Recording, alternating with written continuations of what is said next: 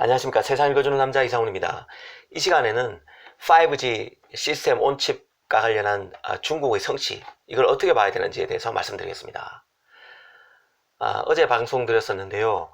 5G 모뎀 칩과 스마트폰을 구동하는 어플리케이션 AP가 각각 들어가던 것을 하나의 칩에 담기 위한 경쟁이 바로 5G 통신칩 경쟁입니다. 여기에서 삼성이 엑시노스 샘플을 보내고 지금 스마트폰에 테스트 중인 상황에서 하웨이가 이번에 이파 행사에서 5G 통합칩이 들어간 폰을 며칠 뒤에 공개하기로 발표했습니다. 그래서 5G 통합칩이 들어간 스마트폰을 최초로 공개하는 업체가 바로 하웨이가 되어버렸습니다. 그래서 한편에서는 중국의 성취를 놀라는 모습으로 보는 시선이 있는 반면, 또 한편에서는 중국의 베끼기가 아니냐, 그리고 중국의 스마트폰 자체도 이번에 그 구글의 OS 시스템이 들어가지 않기 때문에 크게 인기를 끌기는 어렵다. 그래서 이번 성취도 그저 그런 수준이다. 크게 의미를 부여하긴 어렵다. 이런 주장이 나오는 것 같습니다. 두 주장 모두 일리가 있는 주장입니다. 하지만 우리가 여기서 간과하지 말아야 될 점이 있는데요. 그 부분에 대해서 제가 짚어드리겠습니다. 일단 그 5G 통합칩이 들어가는 스마트폰이 바로 메이트 30입니다. 조만간 한 열흘 뒤쯤에 곧바로 출시될 예정인데요. 이 폰 같은 경우 구글 안드로이드가 탑재될지가 여전히 불투명한 상황입니다. 그렇게 되면 유튜브, 지메일 등 구글 주요 서비스도 이용할 수 없게 됩니다. 이렇게 되면 유럽 시장에서 어떤 소비자가 이 메이트 30을 쓰겠느냐. 5G 통합칩이 들어가지만 결국에는 메이트 30을 소비자들이 외면할 것이라는 논리입니다. 맞는 얘기입니다. 그럴 가능성이 크죠. 특히 어찌됐든 하웨이로서는 유럽 시장에 사활을 걸고 있습니다. 미국 시장에서는 이미 미국 정부의 반대로 사실상 영업을 하기 힘든 상태고요. 결국에는 유럽에서 승부를 봐야 되는데, 하웨이가 지금 스마트폰 2위 업체긴 하지만 판매량 자국업 국내용이라는 그런 꼬리표가 따라붙고 있습니다. 그러니까 중국 시장에서만 위세등등하지 다른 해외 시장에서는 어렵다는 얘기죠. 그거는 이제 미중 무역 분쟁 때문에 그런 경향이 더 심화됐는데요. 유럽 같은 경우도 하웨이가 잘 나가다가 지금 미중 무역 분쟁 이후 지금 처진 상태입니다. 시장 조사기관 카운터 포인트 리서치라고 있는데요. 올 1분기 하웨이가 유럽 스마트폰 시장에서 점유율이 25%로 애플 17%를 앞질렀습니다. 삼성전자가 32%니까 근 한 7% 차이로 2위를 달리고 있는데요. 유럽에서요. 1분기 때. 하지만 2분기에는 완전히 뒤집혔습니다. 점유율이 18.8%까지 떨어졌습니다. 25%, 1분기에 25%에서 18.8%까지 떨어졌으니까 한 7%포인트가 빠진 거죠. 삼성전자는 이 하웨이에 등을 돌리는 소비자들을 다 잡아먹었습니다. 그래서 시장 점유율이 40%까지, 40.6%까지 치솟았는데요. 32에서 40.6%까지 갔으니까 3개월 만에 8%가 올랐고, 하웨이는 7%가 떨어졌으니까 하웨이 점유율을 삼성이 다 가져갔다고 보면 될 것 같습니다. 그래서 지금 하웨이와 삼성전자의 2분기 유럽 점유율이 거의 더블 스코어 이상 나게 됐는데요. 이게 사실은 그 안드로이드 OS가 탑재되지 않음으로써 이런 일이 벌어진 겁니다. 그렇기 때문에 5G 모뎀 통합칩을 가장 먼저 내놨다고 하지만 여전히 안드로이드 OS 탑재 여부가 불투명합니다. 왜 불투명하다고 할까요? 가능성도 있다는 얘기입니다. 왜냐하면 트럼프가 저번 G20 회의였죠. G20 회의에서 직접적인 역량, 국가 안보에 직접적인 영향을 주는 통신 장비 같은 경우는 하웨이 장비에 대해서 계속 제재를 하겠지만, 구글, 마이크론 같은 상대적으로 그 가능성이 낮은 품목들, 국가 안보에 위에 가능성이 없는 품목에 대해서는 다시 제재를 풀어줄 것이라고 공언한 바 있습니다.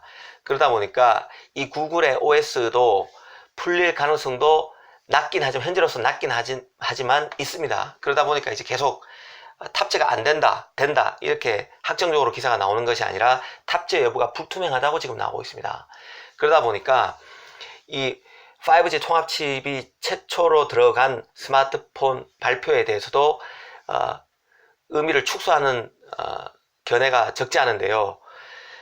사실 저로서는 5G 통합칩이 최초로 들어간 스마트폰을 내놓는 것 자체는 큰 의미를 부여해야 된다고 봅니다. 지금 중국이 하웨이가 자체 개발한 홍몽 OS를 탑재할 수도 있고 아니면 안드로이드 OS를 탑재할 수도 있습니다. 유럽 시장에서 큰 위세를 떨치려면 어쨌든 간에 하웨이로서는 안드로이드 OS를 탑재해야 되는데요. 미국 정부가 반대하면 어쩔 수 없이 홍몽 OS, 자신이 스스로 개발한 홍몽 OS를 탑재할 수밖에 없습니다. 그래서 비관적으로 보는 쪽에서는 2020년에 하웨이 판매량이 세계 5위권 밖으로 떨어질 것으로 보는 관측도 있습니다. 하지만 여기서 분명히 봐야 될 게요.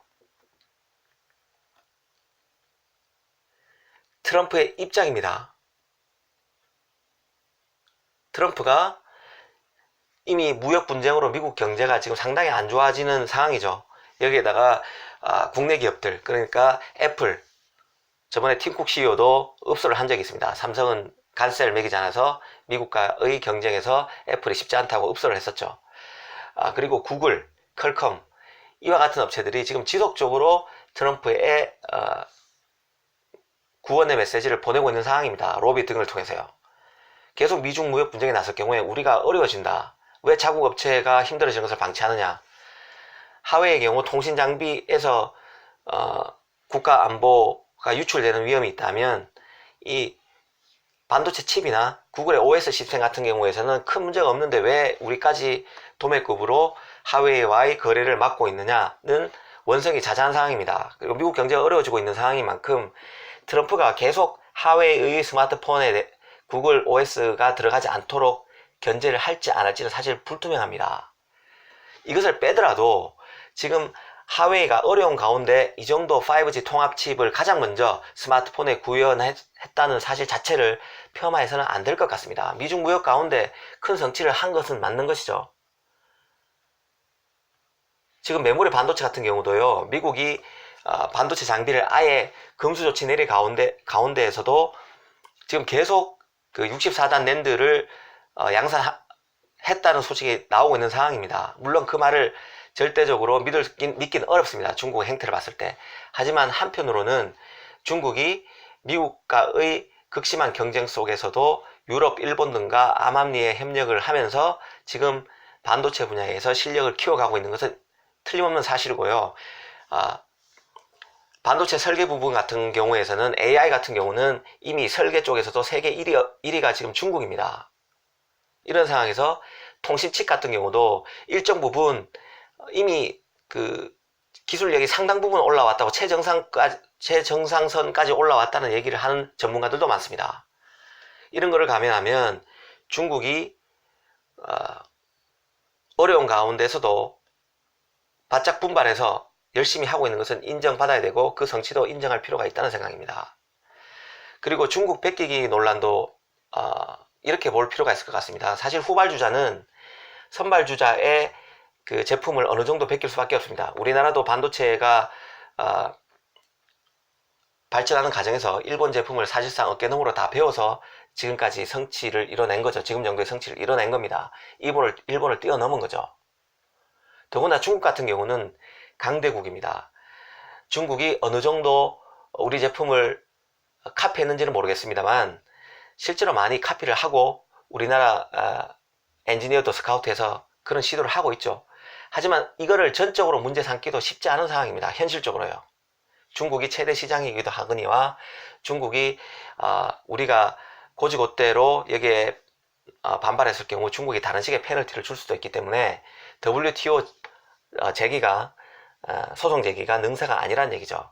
현실적인 수준에서 중국과 타협하고 불공정한 경쟁을 어느 정도 용인하는 선에서 시장에서 맞설 수밖에 없다는 얘기입니다. 메모리 같은 경우도 한번 생각해 보십시오. 메모리 하락 국면에서 중국이 우리나라와 SK 하이닉스, 마이크론의 담합 혐의를 제기하지 않았습니까? 결국에는 우리나라를 견제하기 위해서 그런 식으로 목리를 부렸던 것이죠. 알면서도 당할 수밖에 없는 구조입니다.